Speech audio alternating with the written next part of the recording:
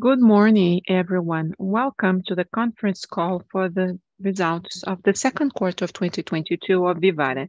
In this quarter, Vivara has changed the modality of its conference call. We are going to dedicate 100% of our conference call to the Q&A session.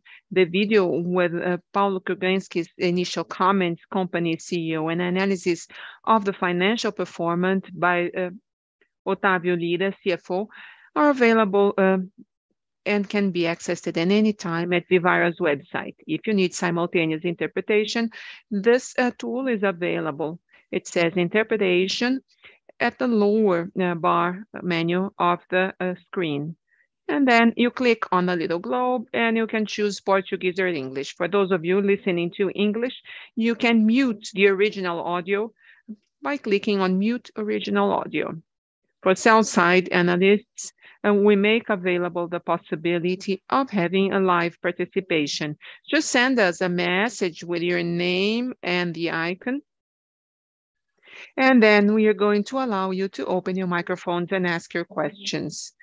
Just put your name and the company you're representing so that you can ask your question live with an open microphone and camera. To other participants, questions should be posted through the Q&A icon in the lower bar menu of your screen.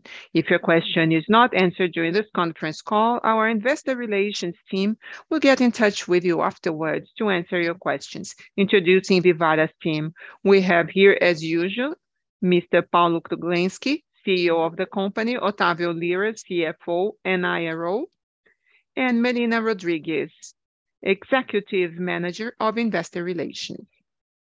Now, please wait for a minute while we collect the questions.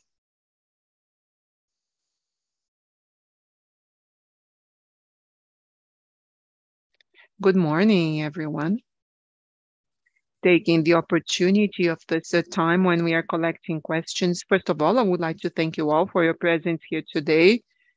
We are very happy to have you here in our conference call in the first half year when Vivara is presenting a significant gain in market share and major growth, and now the focus for the second half of the year is total steam on sales, end of year sales. We are going to have the 60th anniversary of Vivara, which is a very important landmark for the company.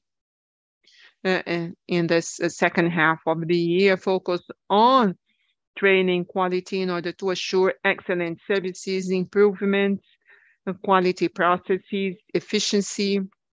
And we are very excited and confident that we are going to deliver the second quarter with the same quality as we had in the first quarter and the results that we have been delivering since Vivara went public. Year after year and quarter after quarter, Vivara has been delivering its commitment to expansion, profitability, efficiency, and this is how we expect the end of the year to be. So now we can open our questions and answer session.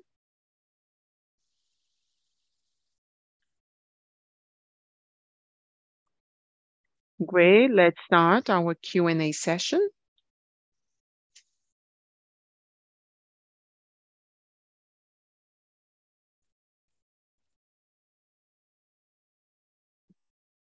Our first question comes from Daniela Eiger, sell-side analyst from XP. Daniela, we are going to allow you to open your audio and video. I'm here already. Thank you very much. Thank you for taking my question. Congratulations on your results. I have two main questions. The first one regards prospects. I think that something that made you different from other players with mid and low income is that you're still very optimistic about the year. And this is a point of attention. How much growth can we expect for future quarters, and also considering a more normalized basis? Could you tell us how you're seeing the third quarter? and why you're so optimistic, and what are the main drivers to keep your growth, and also the dynamic of volumes, which is interesting. You mentioned that you are increasing volumes.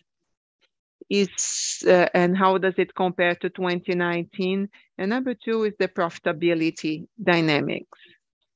And this is very much explained by the pressure of strategic projects. But thinking into the future, how can we think of EBITDA margin dynamics, and how you've been seeing the new stores and how they are maturing and their evolution? I think these are the two main points. Thank you very much. Thank you, Danny. I'm going to take your questions. Well, starting with the outlook. Well, we are almost halfway through the third quarter. I think that the trends for the company's growth are similar as compared to pre-pandemic levels. To take the effect of the months that were affected by the pandemic last year, and this has an impact in terms of total growth and growth of volume, as we announced here in March and April, are the 2 months that were most affected in 2021. Now, if we compare to 2019, the company's growth is almost equally fast. If we look at this quarter, it's 52% growth as compared to 2019 total sales. This is in stores mainly, with the help of e-commerce, which had different share in the past. Now looking, and if we break down the profile of our growth, it comes both from jewelry and Life. So we had 21 in Life in 2019, 32% if we compare in contrast with 21 against 19, almost 50% products. So I think that we are still seeing similar rates against 19, even though we have not so hot numbers in total sales growth. We continue with the same expectations as we started the year in terms of 25% growth for the year in terms of revenue. And for the second half, this is the main focus, especially in Q4, when we have even stronger numbers. And this is according to our expectations. We are keeping our expectations. I think that we are. And before getting into expansion, you asked about volumes versus 2019. I think that here's something very interesting for us to talk about. We see growth in volume in jewelry as compared to 19, 64% growth in total sales of jewelry. We see about 5% growth, and almost the 50% growth in Life. It's been dropping as compared to 2019 by 15%. Why is it so? I think that the main effect in terms of this drop in volume is that as part of the launches that we made, we added SKUs in combinations of sold products. So a combination of a bracelet with 2 or 3 charms that we sell, and we consider this 3 to 4 SKUs. This is being booked as one product that is sold in the company, and it's computed in part of this drop in volume that we are seeing today. The opening of stores obviously has provided a quite interesting additional volume and very transparent. The change in strategy that we have had since the beginning of the year in digital has taken out a little bit of Life's relevance in digital. All effects combined, the volume has been increasing into the future, especially due to new stores that we are bringing new customers to. With Life, I think that we are super happy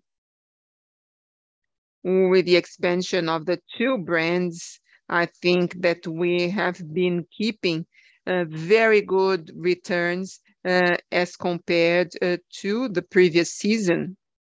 But more specifically, in talking about Life, which is we are going to expand more intensely in the future, 35 to 40 stores this year, plus 15, 20 of Life, and above the range of Life in our case. And next year, we are going to even give it a little bit more for Life in this positive unbalance. So going to specifics here, we are, the number of stores will go threefold as compared to last year. And we are increasing by 10% the market. So this additional portfolio has been very assertive, and it's already yielding fruit. We're seeing that the maturity of stores on average, as compared to initial expectations that we had once we approved these stores, is something like 75% of the curve in year one, which is quite fast too. So I think that with some additional degree of optimism, I think that we are going to have a combination of two things: a more accelerated curve and more potential for revenue. When we look at Life versus the plan for stores that we have approved, without going into too much detail, but the stores have 4 to 5 points ROI, which is above what we have been approving for the first year of the expansion, both for the 2020 and 2021 seasons of stores that we opened. And so with all this issue, 43 stores and 29 stores in maturation. So there will still be improvement in the numbers that I am mentioning to you today, and also to profitability as a consequence. These stores, and more specifically Life stores, have EBITDA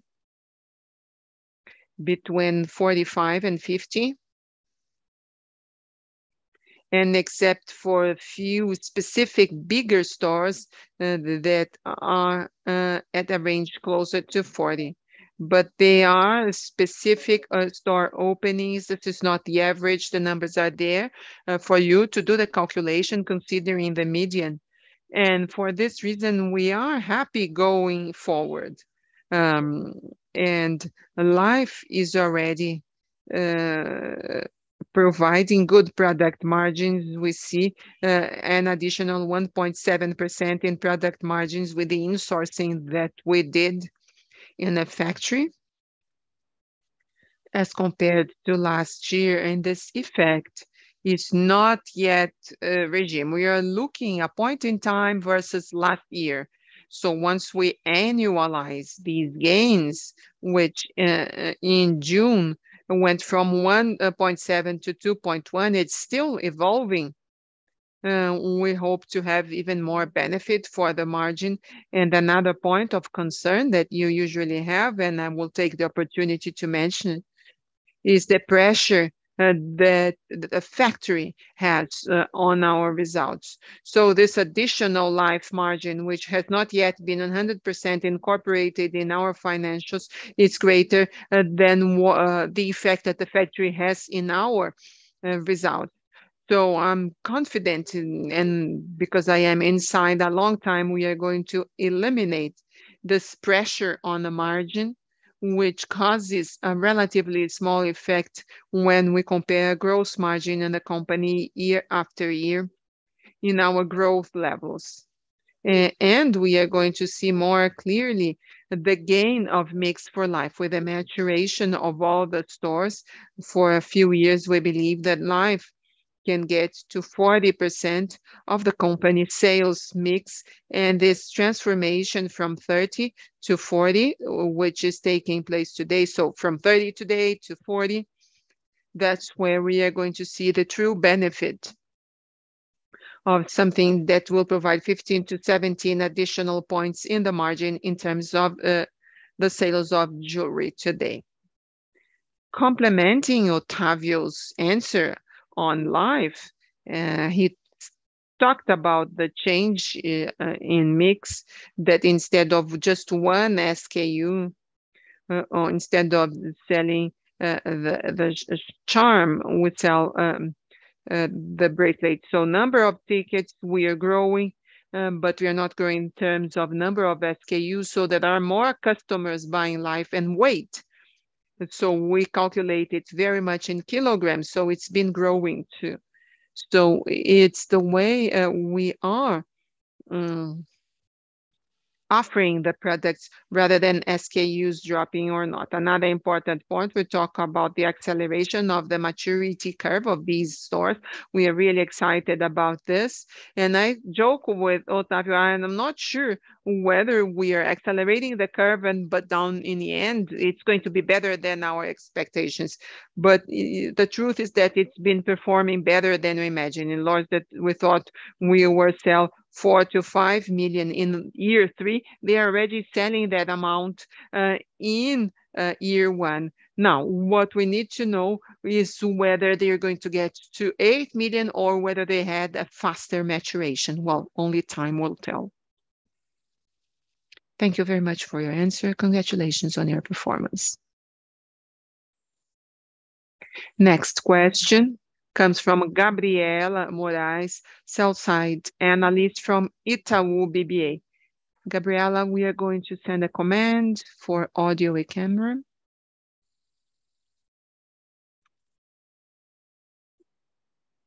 And good morning, everyone. Thank you very much for taking my questions. Congratulations on the results. Here we have 2 questions. First one about cannibalization. I would like to understand how you are seeing the cannibalization between Life and Vivara stores. And the second point is about your customer base. So the new customers that are joining the base, especially in Life, are you seeing these customers remaining on the base? Are you seeing that level of recurrence? That's it. Gabriela, thank you for your questions. And starting here with cannibalization of stores, well, that number is very much under control. We are still working with the range that we initially shared with you, which was the expectation of a very small sample of stores, maybe a little bit bigger, maybe 4% of sales, but it's still very timid for the additional return, for additional sales that the new stores are bringing. So if we think in terms of numbers, even bigger numbers, we are not really worried about that, looking from the inside. So Vivara could lose 100% sales of Life that we still would have returned above the cost of capital, but without adding an overall fear. Of course, this is very, very far from reality. Now we have a large sample of stores that will become even material before the end of the year. We are going to close the year with more than 70 stores, probably. And so we are going to build on that number. Between 4 and 5 of the Vivara sales is a very small number for additional sales that grows more than 2-fold in the same mall. So I think that we are building more and more confidence that cannibalization, once Life expands more intensely, is not going to be a problem for us going to the future. But obviously, we are paying attention. I'm sorry, just complementing this part of cannibalization. The universe is still small, considering the number of stores that we believe that Life can have, and the time is also very short. There are many stores in the first year of revenues, but something that really motivates us and makes us confident with the expansion is to see in all clusters a kind of a stable cannibalization from additional A+ clusters to C cluster cannibalization. is very much under control. Another point that we should monitor going to the future is the maturation of C cluster stores. They are much faster than A cluster in the malls. So this makes us much more confident about the expansion of Life. So we are confident thinking of the number of complexes and a number of B and C malls that we have in Brazil, and we have been performing very well without affecting the performance of Vivara. Otávio, if you would like to complement the answer. Well, I'm going to the next question about customer base. As I said in the previous question, the growth is very much based on new customers. In fact, and the recurrence is still around 1.7 times. So still haven't been able to see this number changing much with the addition of new stores. So without any major changes in that regard. It's very clear. Thank you very much. We have received a question from Wellington Santana, a sell-side analyst from the Bank of America, and I am going to read the question.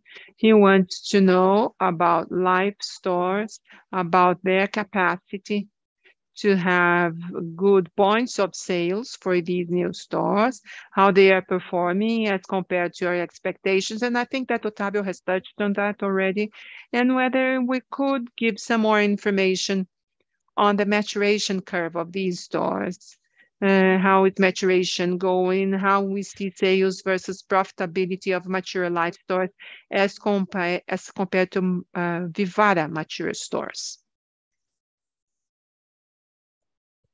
Okay, thank you, Wellington, for your questions. I need to admit that I had read your questions already, and I tried to include to answer them together with a previous answer. And I'm going to complement what I have already said. So starting from the first topic, capacity for new stores. I think that we have been able to open a small number of stores in the first half of the year, considering the challenge for expansion that we have with the year, with the confidence that we already have 100% of our expansion contracts closed. And we know the timing to open all stores this year, and openings of the third quarter will be much more relevant as compared to the volume. And then we still have a slightly bigger number for the fourth quarter, with a little bit more than 20 stores for us to open in October and November. And the conversation is still very receptive with the malls. Life is revenue per square meter, which is very interesting. And considering our ambition of reaching major penetration and to be in many malls, our conversations, we are talking about batches of stores. So for example, Iguatemi with Multiplan and other more relevant shopping mall owners, we've been able to close unblock negotiations to make sure that if we can open more stores. At the same time, the group negotiations take slightly longer than individual negotiations. And I think in order to assure the quality both of malls and the points in the malls that we are going to, I think that time or a little longer delay for the opening of stores is natural and justified as we see it. Obviously, it's more appropriate for expansions to be better distributed from the first quarter onwards, and we will always work to integrate it in the future.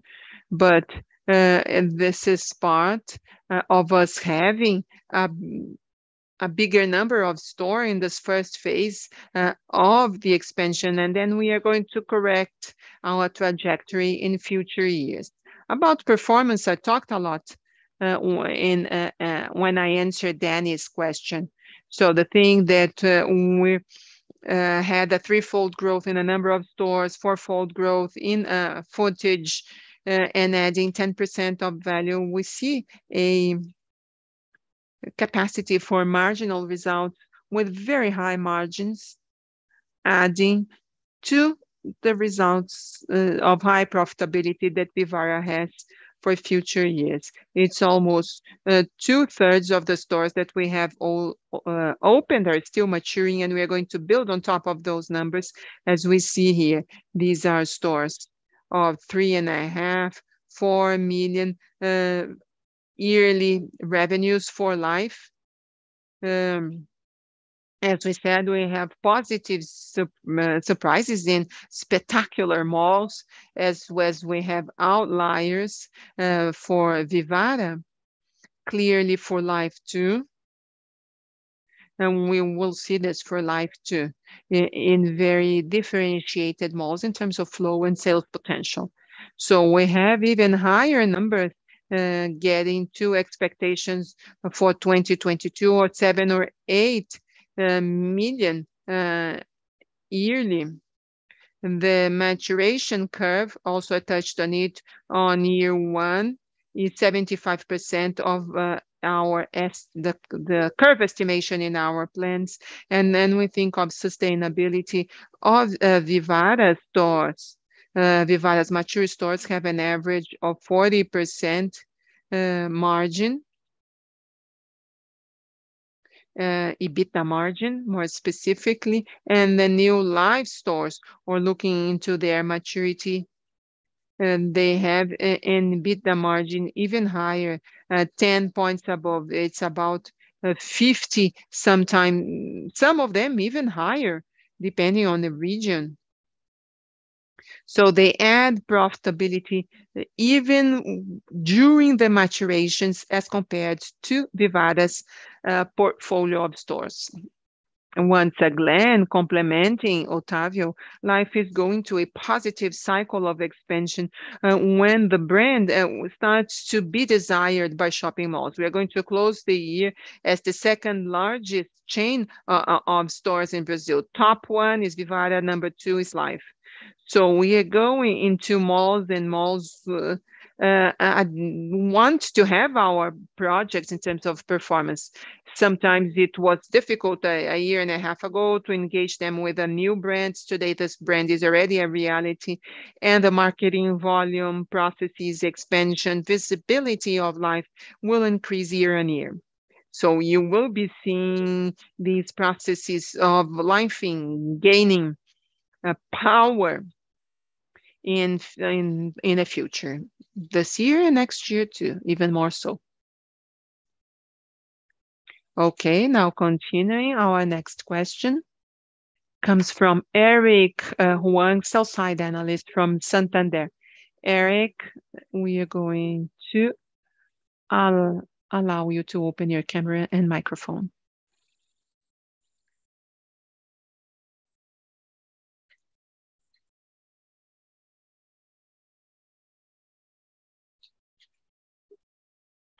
Good morning. Thank you very much for taking our questions. We have 2 questions, actually. Number 1, we've been seeing the evolution of Life. Could you tell us a little bit how the mix has been evolving? So if you think in terms of collections, it would be interesting for us to understand sales. And another question, looking into e-commerce, that you are conducting the whole migration. What can we expect in terms of acceleration of sales once the platform is fully implemented? And will this provide extra or additional sales leverage for Life? Eric, thank you for your question. So I'll talk about the mix, and then Paula will talk about e-commerce. As to the evolution of mix, the Moments category, which is the category of charms for bracelets, its share has been dropping in recent years in a recurrent way.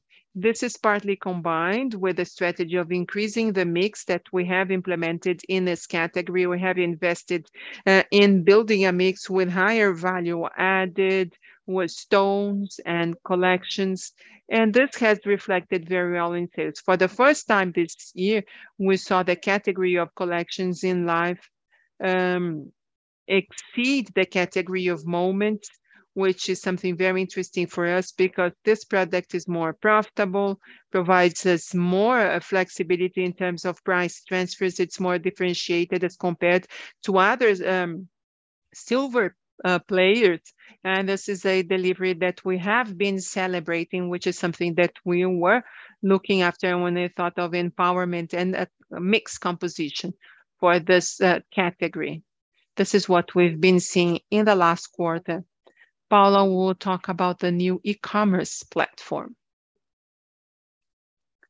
So talking about the implementation strategy for the new platform, today 20% of the flow of the site is in the new platform. We decided to have a migration that would not be bang a more structured rollout.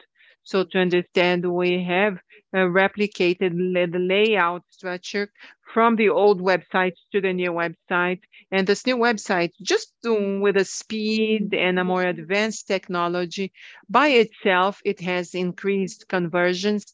So the first numbers that we have here, we see a higher conversion regardless of journey improvements. The site is very important for us.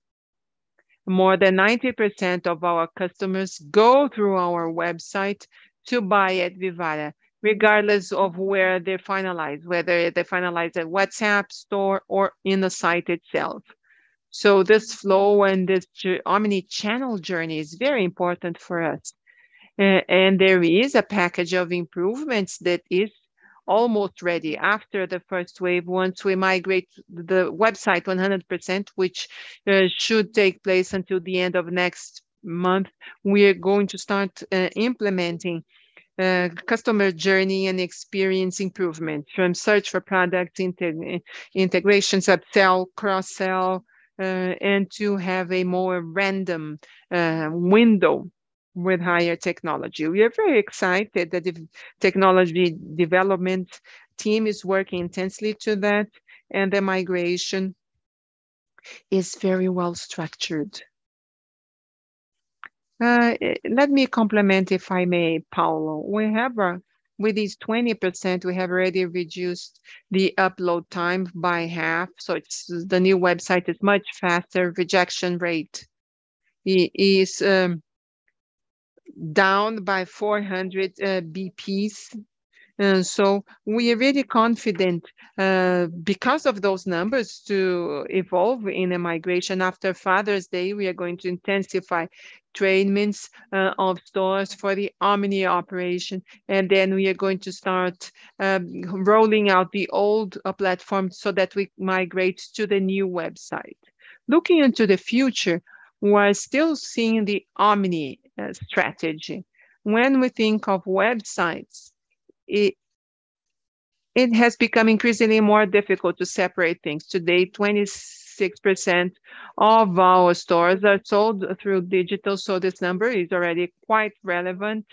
So the chip is growing.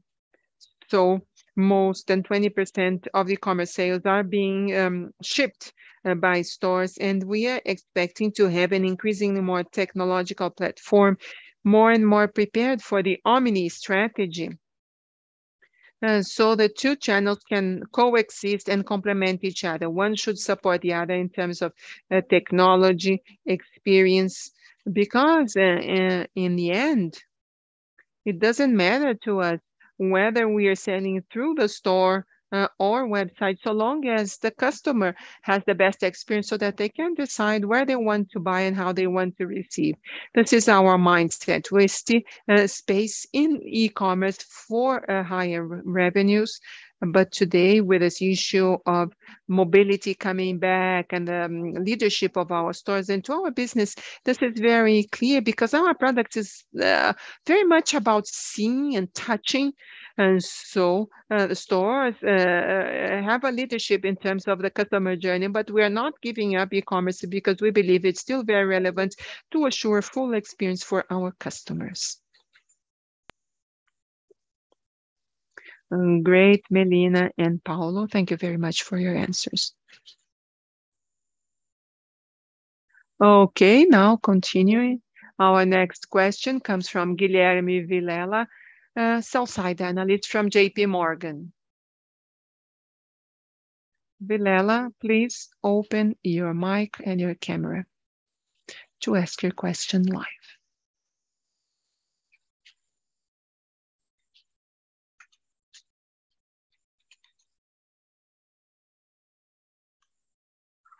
Hi, Paulo, Otávio, and Melina.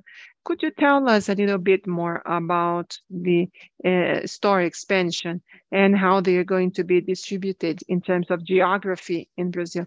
And my second question is related to e-commerce, whether this 14% drop is related to the change in e-commerce platform, and if so, what should we expect in the next quarter, considering in terms of special dates and the important calendar going towards the end of the year? Thank you.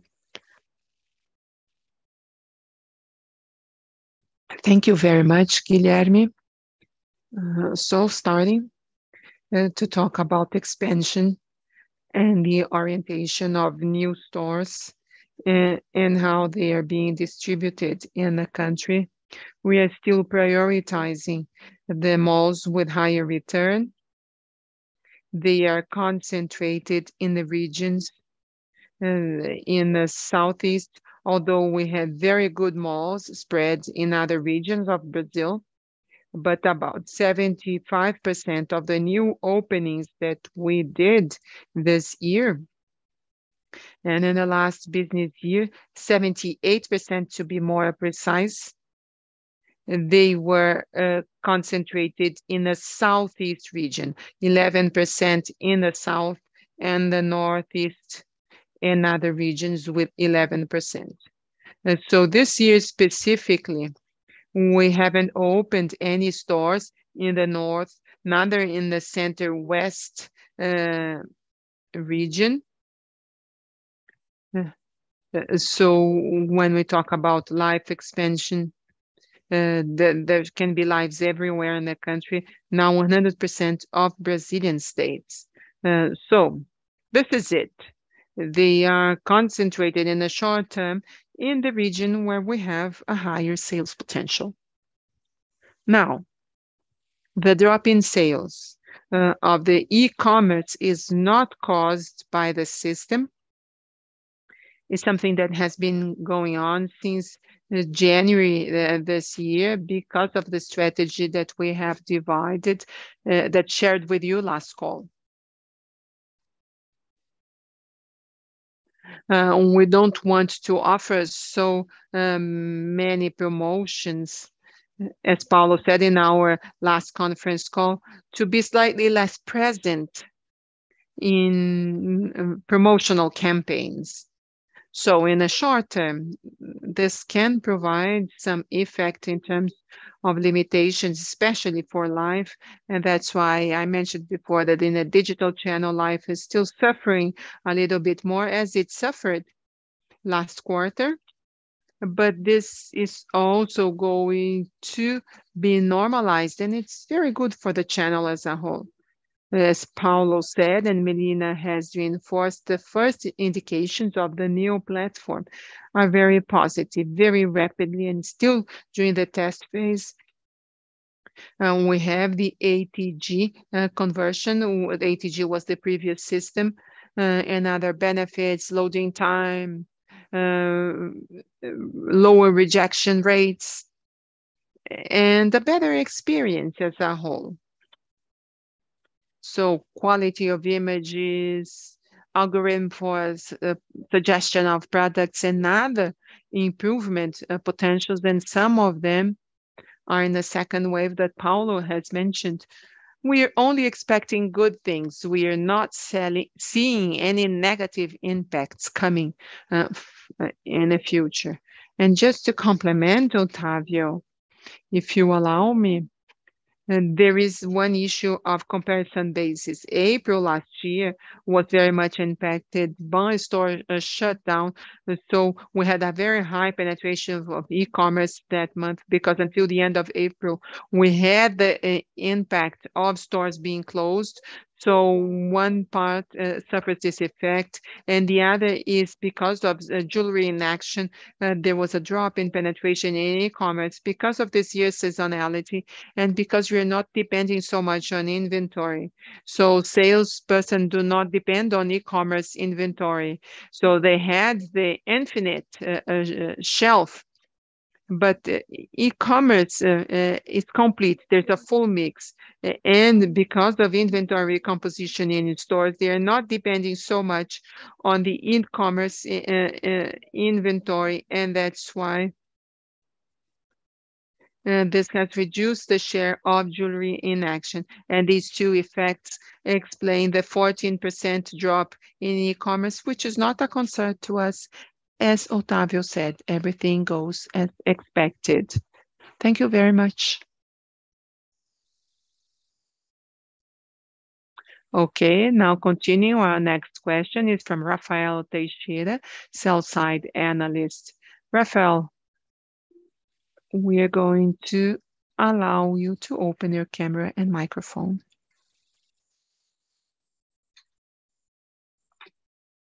Good morning. Can you hear me?